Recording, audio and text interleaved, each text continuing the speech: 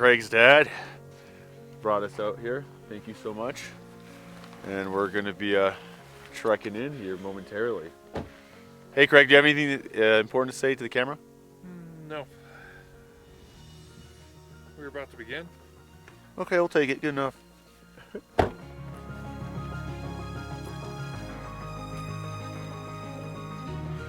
Well, we just started our trek in. A ton of weight, mainly on my part. A lot of camera equipment. We're on a trail right now. And honestly, the good news is that getting to our spot shouldn't be too difficult.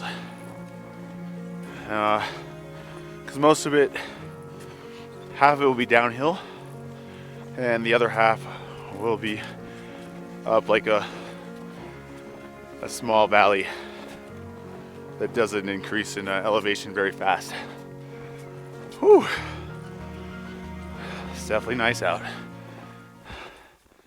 It looks like I'm causing us to delay because my knives and stuff and hatchet are pushing way down on my hips when I have the pack on and the belt, and that is causing me to lose circulation.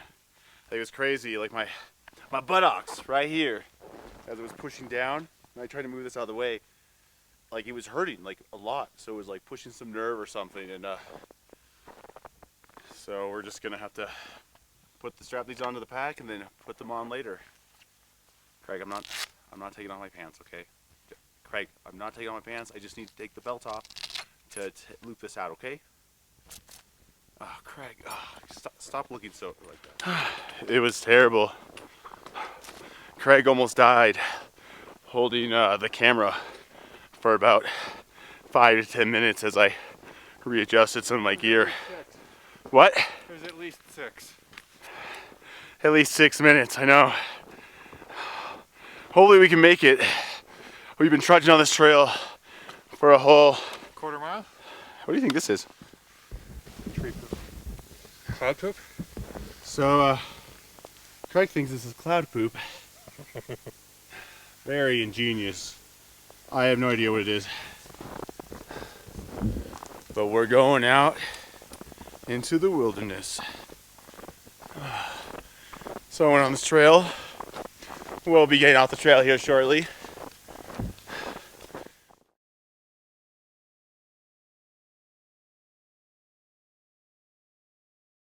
Craig, what's going on?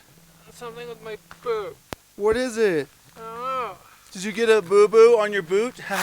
Boot boo? Hold that. Oh no, we've run into some type of dilemma. Oh shoot. Oh man, his sock went down. And his pant leg got unfurled. This is terrible. Are you okay? We have to treat for shock first. Are you okay? Me?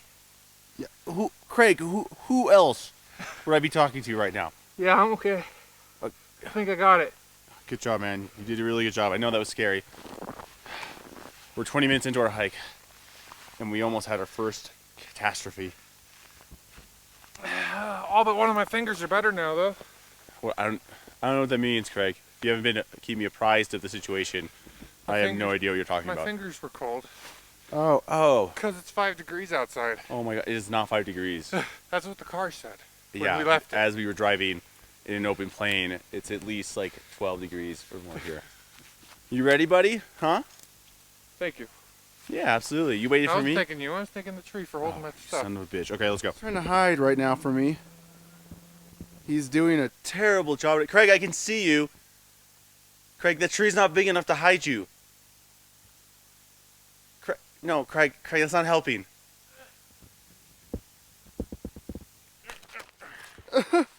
Whew. he might just destroy this thing. Oh, you can get it. Don't hurt yourself, Craig. One more. Or me. Nope, that's not good. He just wasted all his energy for day one. Get on your knees, buddy. These huge holes would take you out. You can see we've been trying to navigate our way around them through this section. Craig took lead, that brave soul with his little walking sticks to see if we could find holes. Craig's testing for holes.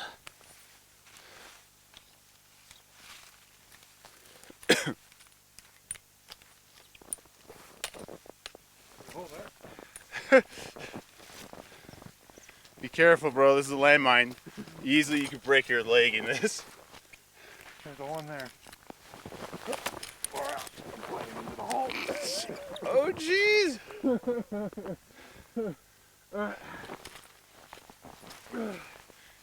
This is the one spot we would have wished we would throw on the micro spikes.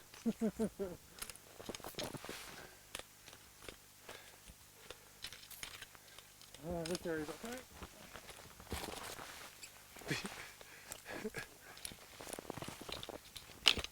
I think going the other way would help.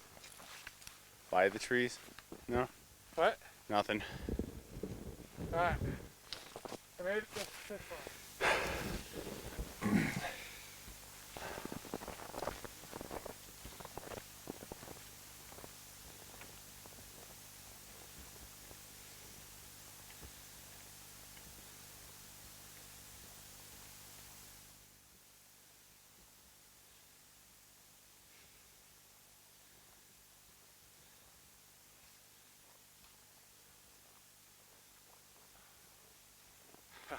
We're halfway there. Just in the middle of the wilds. I mean, besides the road right there. We're in the middle of nowhere. Okay, cool. Woohoo! Normally stuff like this, when we came over here, we just hopped over this like it was nothing. But now that we have a lot more weight on and there's snow, as you can tell, it's a lot harder. I'm winning. Yahoo!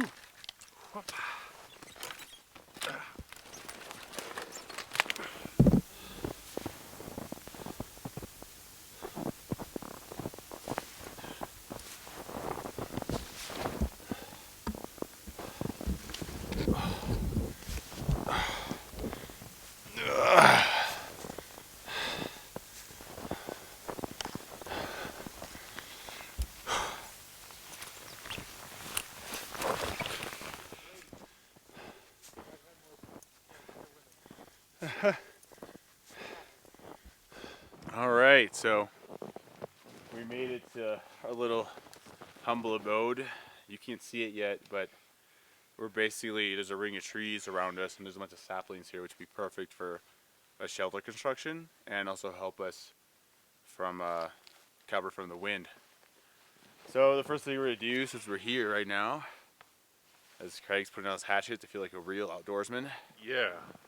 is we're going to actually assemble our 22s and just have them on standby, so we run into anything for food out here, we want to get it. So. Yeah. Craig, do you have anything important to say? No. All right. Great commentary. Let's get started.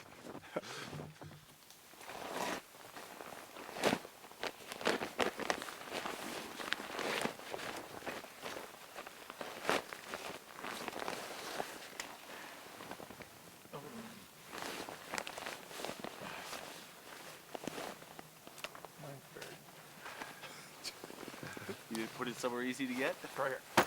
On the back. Wet in here. Done. Let's see. So what, it wasn't a race. Alright, because you would have lost. Not a race, bro.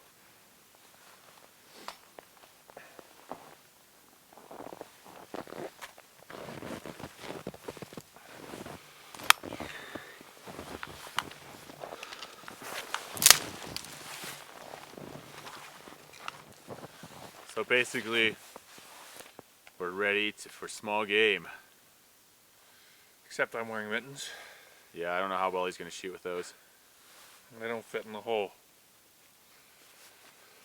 It's a tragedy, really. So we just had these up, so as we're moving around, getting stuff together, resources, and we see something to hunt, we'll be able to get to them right away. Because food is definitely on the horizon, but for now, we're going to move out all the snow behind us in order to Set up our shelter. start setting up our shelter. Yeah. Safety's on? Yep. Yeah. Just like from the center, we're just going to shift out, and that's going to make it easier to work on the shelter, and it's going to be a good insulation layer on the side. It's easier than I expected.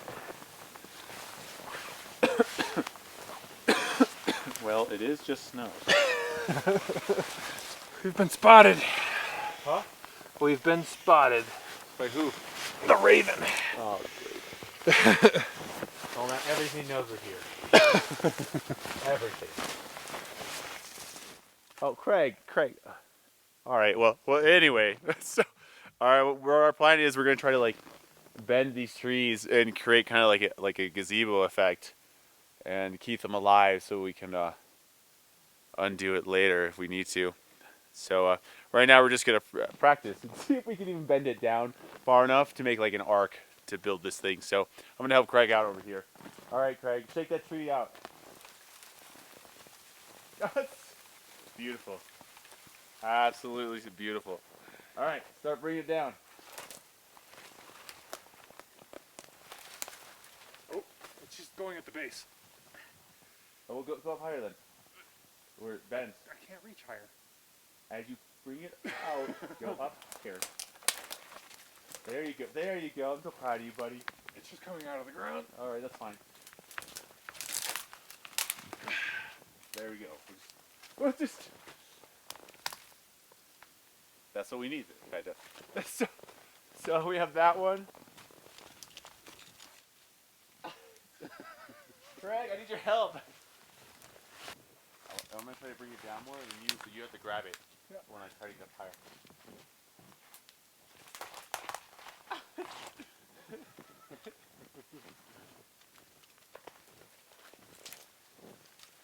Was this sweet?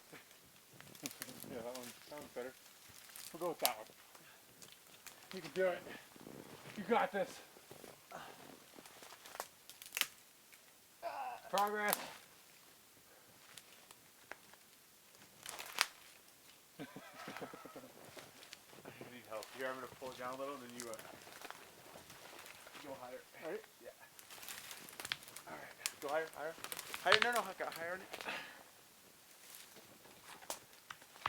So we decided to do an improvised lean-to, and we'll see how that turns out here shortly. But it's starting to get cold. Hey, Craig, what's the temperature? I can already feel it. What time? What do you think it is? I'm gonna say it's about 5 degrees. It's like 8. Oh, there we go. It's getting colder. So what we're gonna try to do here is we're gonna try to. We have this V shape right here for this like lean-to on both sides. Normally, what you try to do is like for a double lean-to is you kind of have them right above one another. But in this scenario, to make it easier for us, we're just gonna have the fire right here and have an opening right there for it to escape. I don't know if it's gonna work. I might have to re-improvise again, but time will tell. So let's get this guy.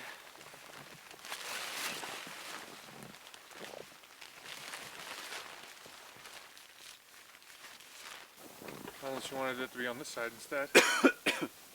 Might have to because there's a lot more room on that side. Yeah. Okay. All right. Is that what you want? Yeah, I think so. It's up to you. Well,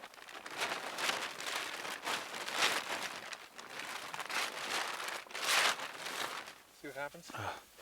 Well, it's a super cold day. We already got the the beginning shelter at least built. As you can see, it's not too impressive. Hopefully these pine boughs will suffice for me, because I didn't bring a sleeping pad to force me to live like this. As you can see, we ended up building like kind of like a double lean-to, and we're leaving a gap up there for the smoke to escape in case like it does push in here. And then over here, Craig is going to try using a ferro rod for the first time in this campfire. We're going to see how he does. If he doesn't get it, I'll probably take over and give it a shot. Get it on the first try. I think he will. We'll see. We'll see how combustible stuff is. It's really dry right now, so.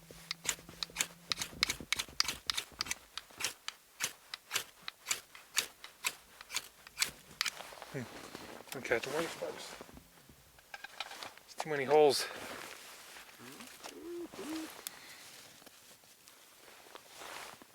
I think he's gonna have a big, difficult time doing it the way he's doing it, but if he gets it, you know, good on him.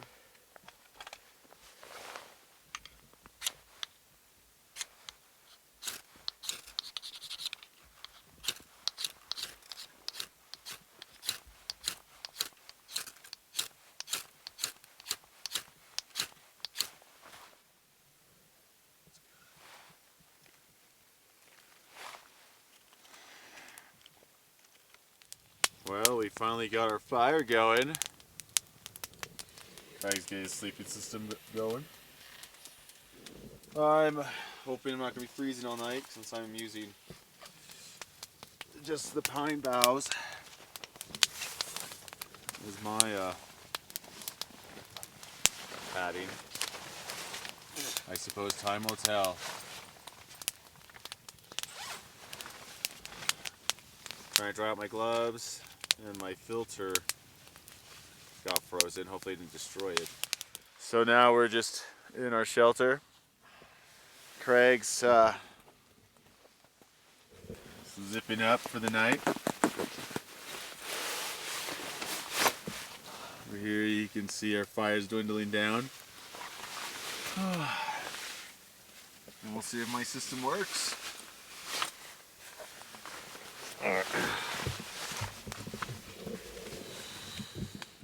Oh, it's gonna be a cold night. Sleeping with most of my batteries. So is Craig, and at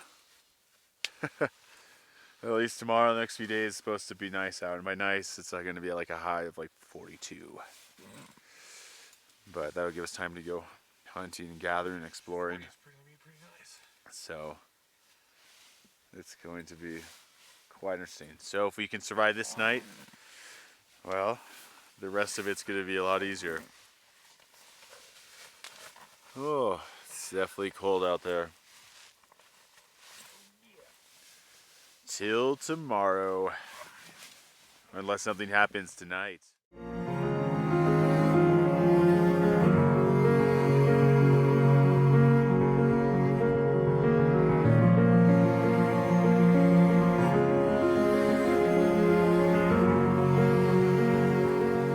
Well, here we are in day 2, and we have the sun coming in.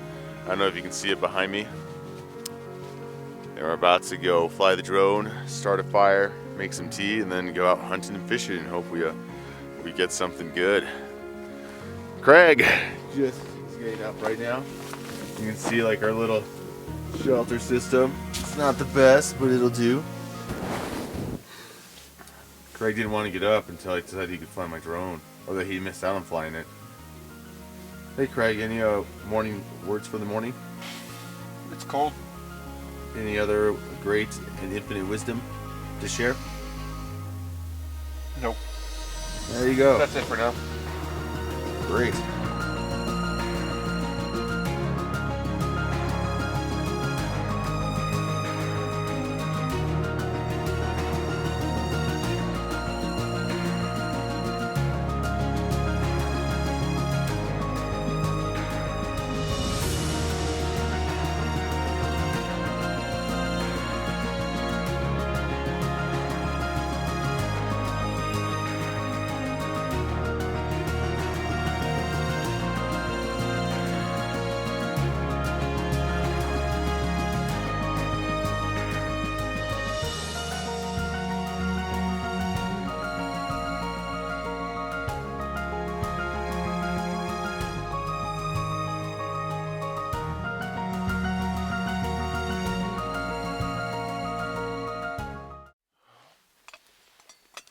So, oh, the smoke is destroying my eyes today. I don't know what's up. That's what it was like for me yesterday.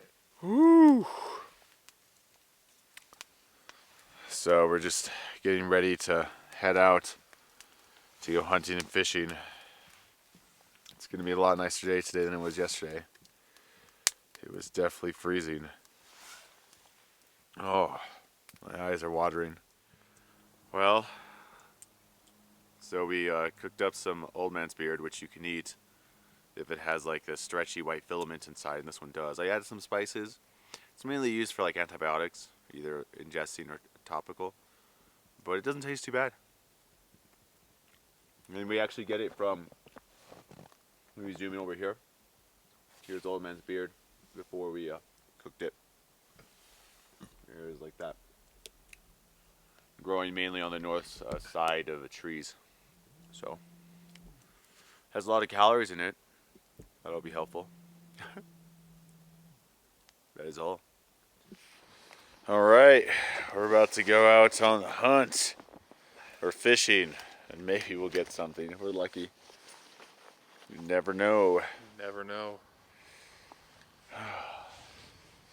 It's warming up, but it's still pretty cold, and we keep getting tons of snow falling from us up from the trees when the breezes come through. I'm definitely hungry. Craig, are you hungry? No. Only one of us are hungry, I guess. That's me. The terrain is pretty rigorous up here. And it's not too bad, honestly. Like, it's compared to other areas. There's about a maybe half a foot of snow. We're using our micro spikes to explore this terrain. But it's definitely a good workout. Oh, it's tiring.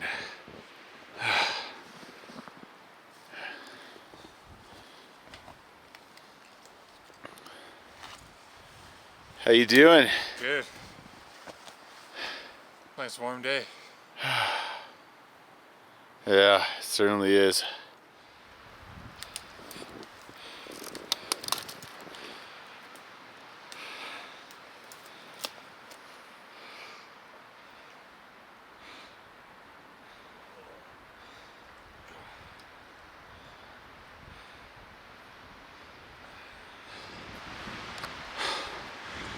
Well, made it to the top. That was a hike. You can see Craig is still trying to get up here.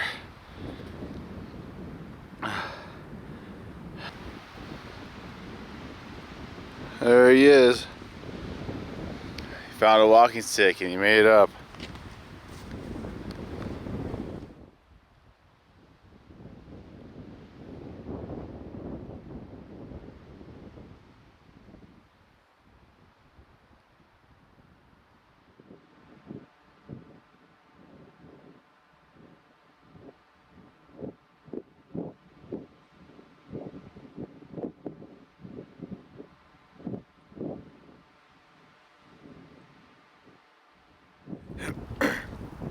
Alright, we've been hiking maybe for about an hour and a half.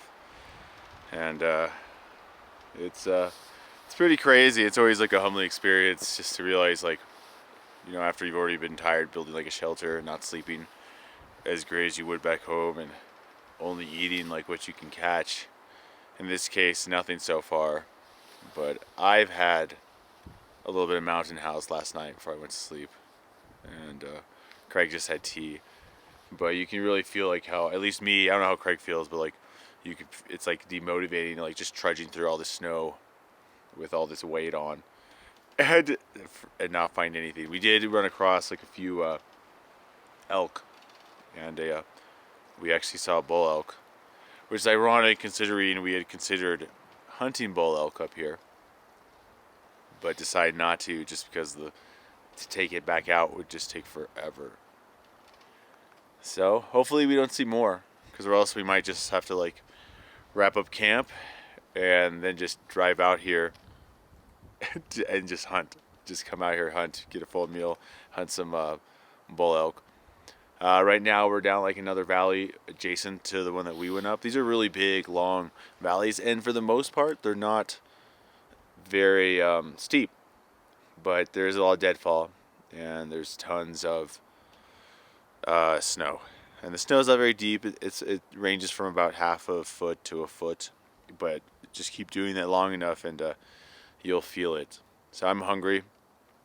I'm waiting for ketosis to kick in. I made a mistake of eating the old man's beard this morning, which didn't affect me in any way, except that it made me realize how hungry I actually am. Craig ate a little bit of it, but since he's been fasting, I think like it's been messing with his stomach. I think that's the issue he's having right now. My water filter broke. At least like the filtration system, because it iced over. I've done this before. I should have known better. I was just tired and I just forgot. So let's hope I don't get giardia. We'll know in a couple weeks. But apparently the incubation period takes a couple weeks, so we'll know then. Well, hopefully we make it to the reservoir. Hopefully we get something. Because if not, like we're already halfway through the day. And we're gonna have to head back in a couple hours anyway to start getting ready for night.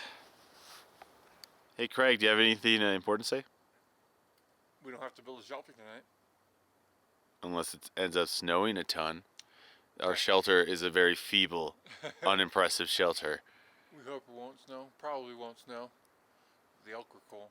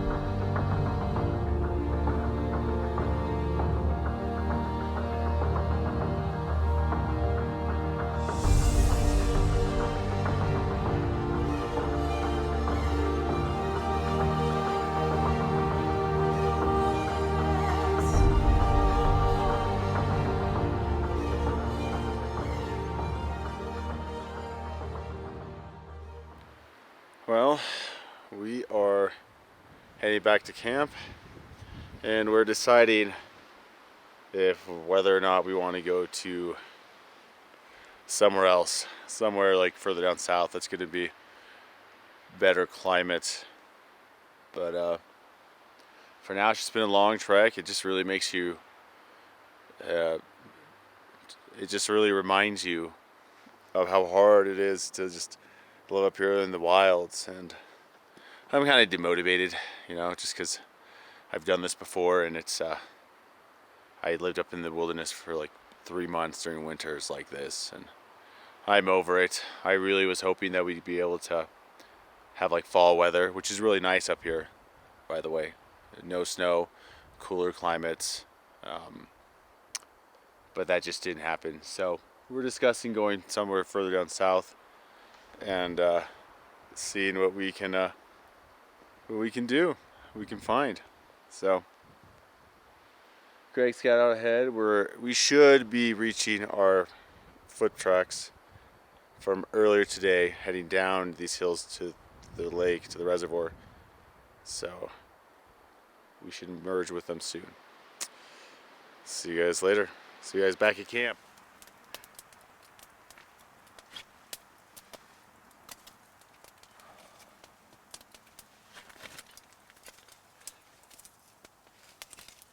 All right, here we are back at our shelter. It was a long day today. Not very much success, but we did get to explore a lot. Unfortunately, it's not the fall weather that we were hoping for. It's winter all the way. So we've decided we're going to head out tomorrow and go explore some areas further down south where hopefully it'll be snow-free and a little bit better weather. But luckily, we're going to talk about this area because we're in the Catamount region above Pikes Peak, and it's actually really cool. And so I'm going to go over a lot of cool stories, cool mysteries, and of course my favorite ones are the ones that involve Sasquatch like creatures. As you all know, those of you that watch my YouTube channel, I ran into those, I call them creepers, but the North American hominid in the past, and so they've definitely got my attention. So anyway, right now it's time to nerd out. So we're going to nerd out right this moment and talk about the Catamount area. And a lot of this, as far as the first part, was taken from the Catamount Ranch open space and resource area. They did a whole field study, these research on this area, and I found it online. So it's the first section of this is taken from them, and I've also sourced it on my own at the library. But anyway, so I don't know, most of you probably don't know, but a lot of gold was found in Cripple Creek on the other side of Pikes Peak. And then, in fact, that was one of the beginnings of the early gold rush, South Park and then Cripple Creek. However, gold was never found on the north or east side of Pikes Peak. Gold's never been found.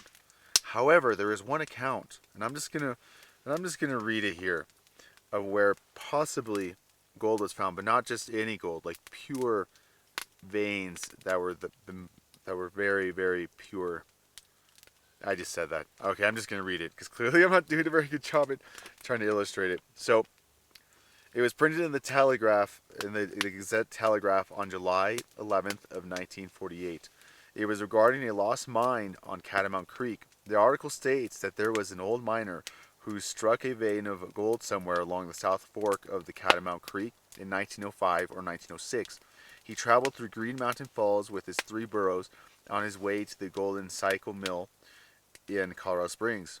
Rumors were that the old man carried ore richer than anything that was ever found in Cripple Creek. Many speculated that the mine's location was somewhere along the South Fork of the Catamount Creek, but others claimed he had no mine at all and was actually carrying high-grade ore down from Cripple Creek. Enough people believed it to be near the Catamount area that multiple prospector holes were dug all around the area. So if you look in this area, there's tons of prospector holes looking for gold. But there is no gold here, and so it's believed that the reason they started looking was because this man, found this gold that people thought was here.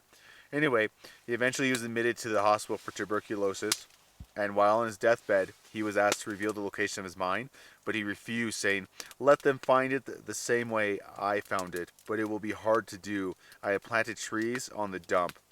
And that was the resource of the Gazette Telegraph again, July 11th, 1948. All right, hold on. Put it on pause.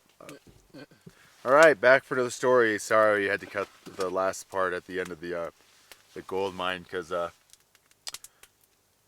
we got smoked out, but Craig stoked the fire and it's creating its own updraft, so we don't have to worry about it anymore. Now on to the next one. So there were a ton of fires in this area back in the day, and also logging roads. So you'll actually see a lot of evidence of burns, and also a lot of evidence of old roads that weave throughout this area. They're hard to see. You can only see parts of them now, and a lot of old stumps because there was like excessive logging in this area for a long time during like the mid 1800s. But anyway, right now we're going to talk about like the fires. And obviously this is just an oral like history document compiled by a forest ranger in 1937, interviewing a John Harkins of Divide, which is a town nearby here. He reflects to a fire occurring on Raspberry Mountain, which is very nearby where we're at. We can when we hike up these hills, we can see it like to the west of us. And it used to previously be called Sleeping Giant, which I'd love to source and find out why it was called that originally. But until then, we'll figure it out. So between 1860 and 1870, he reported that a fire burned before his time, but he believed it to have occurred an area between Divide and the top of Raspberry Mountain. In another oral history document compiled for the Pike National Forest, Mr. Charles Ricken stated that a fire was started by the Carter kids north of Ricken Ranch, the location which has not yet been established by the authors of this. And that burned for about 50 miles in the northerly direction, about 1876 or 1877, and that happened during the fall. And no one obviously tried to put it out, so it kept going. And then, of course, there was another one.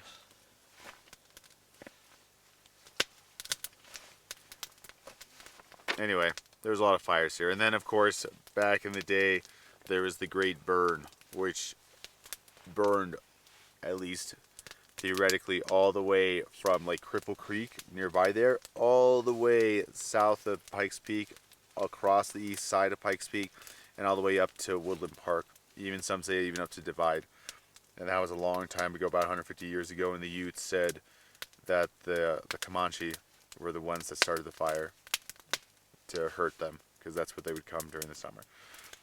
But now, talking about the Utes, another really cool thing is like Ute Pass is like some distance away from us, and for a long time, like they didn't know, and they still don't know precisely if it's true, but hearsay said that it would actually, by Mr. John Harkins, in 1933, he said that the Ute Trail followed up Christola Creek from Ute Pass onto Catamount Creek, thence westwardly at the north base of Raspberry Mountain. So it basically went around and up into the foothills where we are right now, and then just stooped down into like this huge open grassy area, which is to the valley just going down from where we came. Like it's really close to where we are. So we've been exploring this whole area before we even got here to camp out, and we may have very well been like on the Ute Trail, which is really cool. So I thought this was pretty neat. Okay. There's a lot of bootlegging going on about here back in the day. And these moonshiners used potatoes to make vodka and juniper berries to make gin. So gin was definitely like going on here because there's juniper berries all around the place. In fact, we will try to eat some later if we come across any on our way back.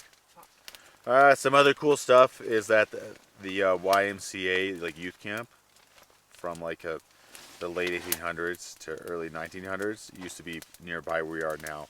Now it's a ranch that's controlled by the Teller County and a private family, and they do a lot of like investigation and research there. It's off limits, but basically where we have the Catamounts reservoirs, if you know them, one of them used to be like a farmland, and I think that's North Catamount Reservoir. And in the South Catamount Reservoir, that's actually where the youth camp for the YMCA would bring the kids there to have like a summer camp. So that's pretty cool. All right, moving on to some of my more exciting events as far as Bigfoot encounters. And this is from the area that we're in now, that ideally I would have liked to do some scouting around if the weather had been better, but like we're running to about half a foot to a foot of snow as we trek through here, and it's been like a really slow like journey. And of course we're trying to survive by just the food that we can find in the wild, you know, hunting and gathering. And we're just into our emergency rations because we had a bunch of snowstorms here, so animals have been pretty inactive. So I don't think that's gonna happen anytime soon. But anyway, around this time, like at least maybe a month ago, there was a gentleman on 2 separate occasions during fall that ran into these hominids, and I'm just gonna read it the way like it was found on the BFRO website, and we'll just go from there. And that's the area we're in right now. Is basically where this happened to this gentleman and the people he was with. So it starts. My name is Jeff D.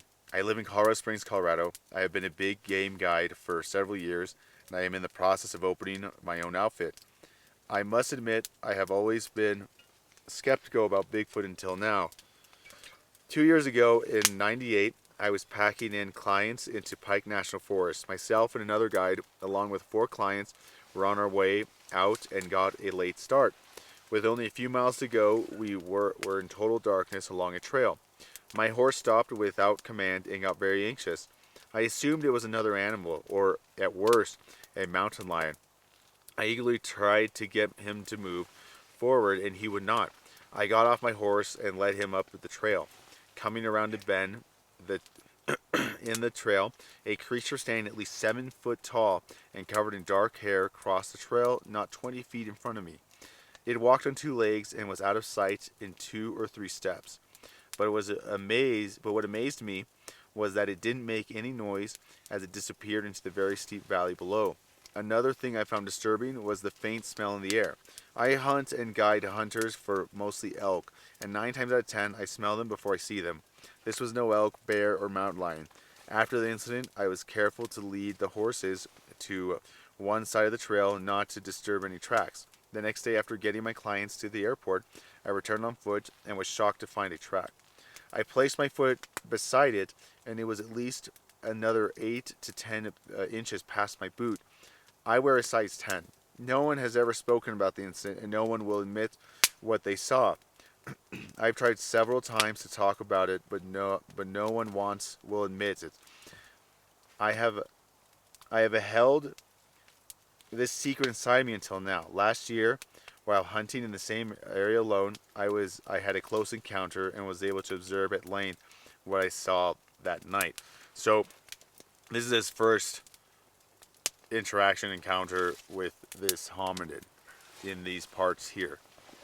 And then the next one's even more kind of like intimate, where he's able to see it for quite some time. And that's actually just a valley over from where we are right here. In fact, we kind of walked by it and I shot some shots with the drone.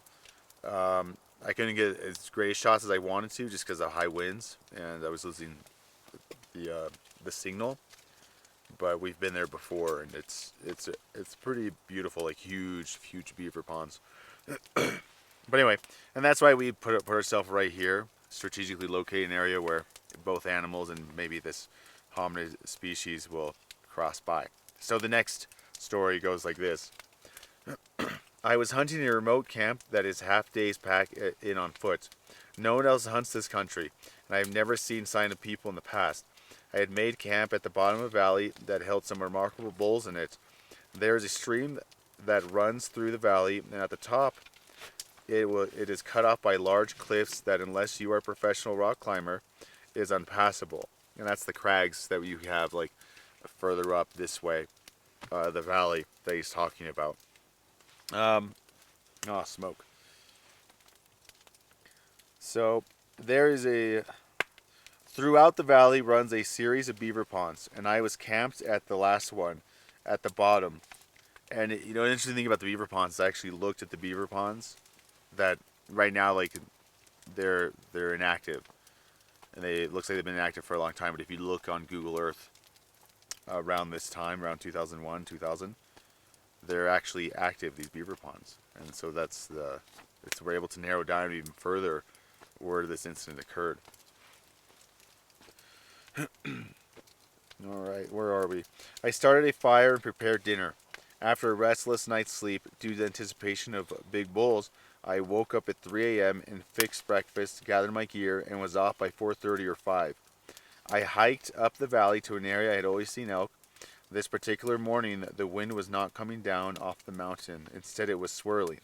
I decided to sit on top of outcropping and use the height to my advantage and try not to spook any animals. As the sun was coming up, I bulged several times, looked for a response. I heard a bull elk respond in the same direction that I took coming up.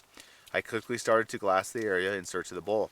As I was working my way up the valley, I heard the bull again. I went with my glasses to where I thought I had heard the bulge, and when I glassed around the beaver pond, that's when I saw it. I saw a very dark object squatting beside the beaver pond.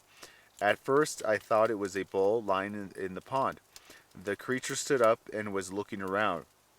When he looked at me or in my directions, I got a feeling he knew I was there, and a feeling of excitement and terror filled my body. The creature was again around 7 foot tall, maybe taller, but not much, and it was short, dark brown, almost reddish coat. It had facial features of that of a human, with the exception of a human nose. It was smaller and looked as if it sat on his mouth. Another feature that stood out to me was the size of its hands. They were long and were like half the size of its forearm. For the first time ever, I was truly scared. Not of what I saw, but of not really seen anything like this before, and having to face a reality. After at least 5 minutes of observing the creature, he turned and walked through the creek towards my camp. He then turned and walked up a ridge and stopped and watched my camp, or at least in that direction. After he moved off, I got down off my perch and ran to my camp. I packed my gear and have yet to go back in the area. And then obviously here, other things that are noticed that are just like added on the witness reports. The only thing that comes to mind that other than seeing this thing was that when he looked at me, it was as if he knew something, but he was unafraid. And then, of course, other witnesses. For the first sighting, there were 6 of them, and they were following him on horseback. And the second time, he was alone. So, time and conditions. The first sighting was at 9 p.m. with a half moon. The second sighting was cool and crisp, slight wind from the south, and the sun was out early. It was around 7:15 a.m. in the morning. And of course, environment just north of Pikes Peak at the bottom of the crags. It is mountainous with mixed aspen and pines, and that's where we are right now. In fact, the reason we picked this location was hopefully they would be coming through here and trying to interact with us, as has happened to me in the past. That's been documented in some of my previous videos. But I mean, I've never really seen much evidence during winter as far as tracks and stuff, and it's hard for us to navigate around, so that part's kind of I think a bust for right now. But some more fun, interesting things about the Catamounts is that Catamounts is normally referred to a place with mountain lions, but Timothy Renner, you may know him. He's done a lot of books of looking through like the historical sites and names and place names for like this Bigfoot-like creature across the country. And he has stated that Catamount is normally used in every situation, especially in the East Coast, for these Bigfoot-like creatures. And it is his like hypothesis, at least in assessment, that Catamount's just like a code word for these creatures, because they make like a lot of noise and screams. But as we know, mountain lions and heat also make terrifying noises and screams too. So it's circumstantial evidence at most. So another thing, the reason I wanted to let's see, the reason I wanted to kind of like, I wanted to try some experiments here is because in the past, like one of the first like report incidences, at least like on the BFR website, comes from California during the fall. Again, during the fall, like we are right now, from 1870. So this is a long time ago. And basically, what he would do, he was out hunting, and in the morning, you know, he'd leave his fire going, and he'd go hunt. And every time he'd get back to camp, his fire would just be like all over the place, as if something had come and like rummaged through it. And that was the only thing really touched. And so one of the days, he decided to instead of like leaving, he decided to find a vantage point where he was concealed and could see his camp. And sure enough, what he witnessed like dumbfounded him. This is before like they really even knew about gorillas and stuff. So he saw like what he describes as like the Sasquatch-like creatures. First, it was like he thinks it was like a young juvenile that came up to the fire and played like with this, put the stick in the embers until it was hot, and just played around with it like a little kid would. And after some time of doing that, he kept making like whistling noises and like gestures almost to something else, and then a female one came by and started playing too, but she looked more reluctant. But anyway, the whole point of that story is that they're clearly very curious, like hominid creatures. Like there's really no mistaking that. And they'll come to you.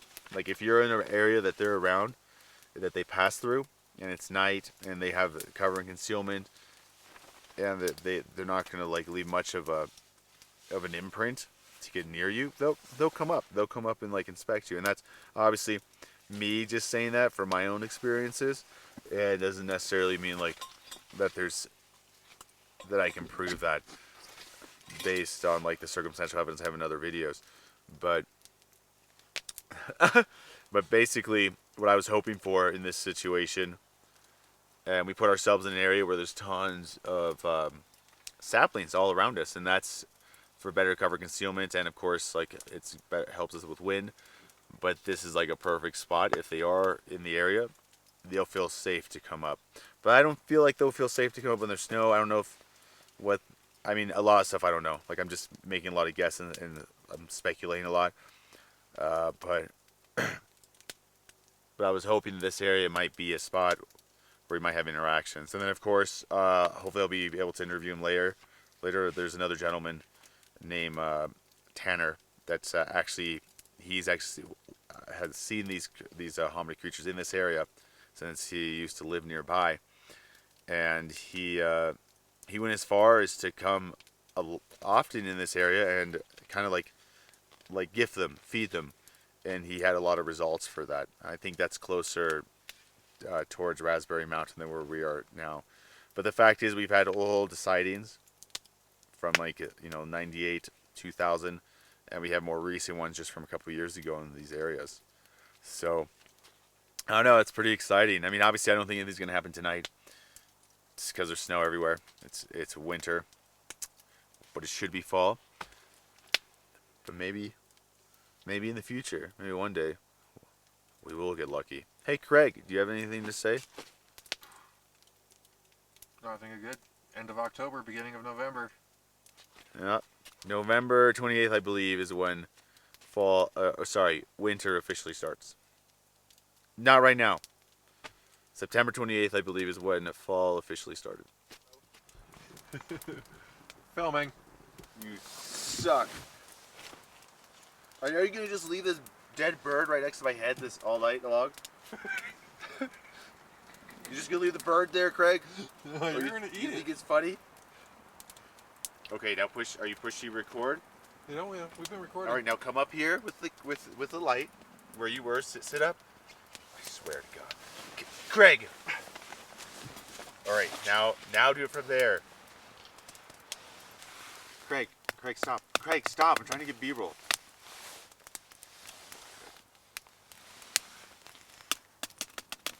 Craig, come on. No, Craig, stop. I'm trying to get. I give up. That's hot. Oh man. So we're just exploring this place at night. Hey, Matt. Oh, Craig found something. Yeah. Dude, I'm on my way. What'd you find? Found a tree. Dude. Man. You should eat this. Well, that was worthless. Like, he literally showed me a tree. We're supposed to be out here looking for something scary. You know, like Bigfoot. Wonder what he found over there. Probably nothing important. Over there's like our shelter. Hey Matt, check this out. Did you find something? Yeah. All right, I'm coming. What'd you find?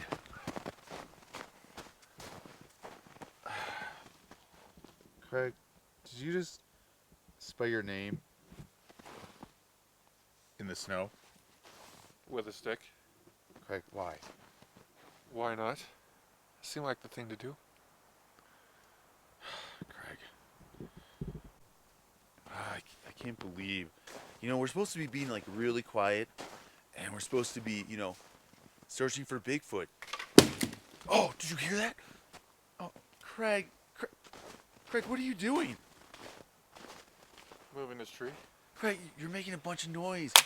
Craig, why? We're supposed to be being stealthy. How are we supposed to find Bigfoot if you're being so stealthy?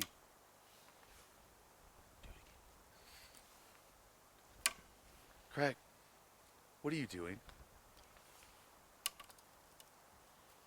Okay, Craig, you're freaking me out.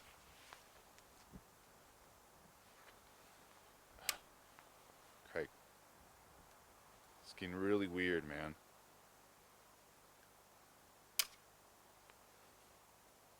I want to go home. Okay, I'm going home.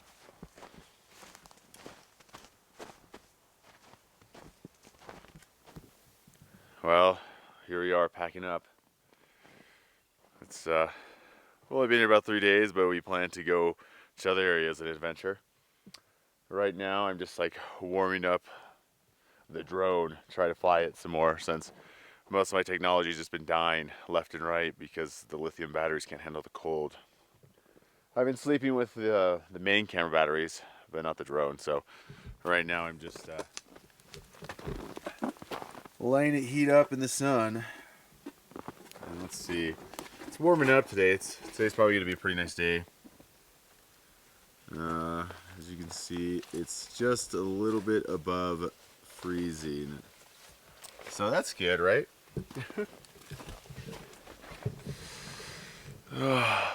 Hey Craig, do you have anything to say? It's a beautiful day out in the mountains. Yeah, it is.